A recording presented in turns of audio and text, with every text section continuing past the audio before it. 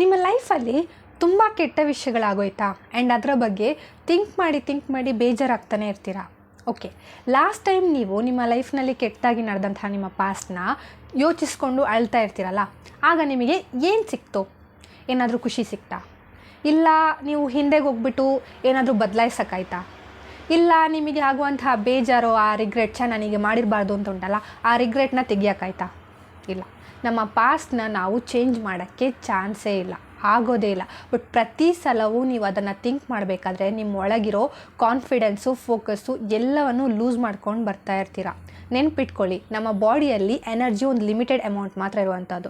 ಅದನ್ನು ಈ ದಿನದಲ್ಲಿ ಹೇಗೆ ಬಳಸ್ತಿರೋ ನಿಮ್ಮ ಫ್ಯೂಚರ್ ಅಷ್ಟು ಚೆನ್ನಾಗಿರುತ್ತೆ.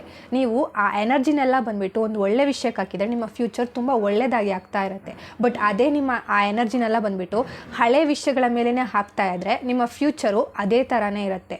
ನಿಮ್ಮ ಲೈಫ್ನ ನೆಕ್ಸ್ಟ್ ಸೆಕೆಂಡ್ ನಿಮ್ಮ ಕೈಯಲ್ಲಿದೆ.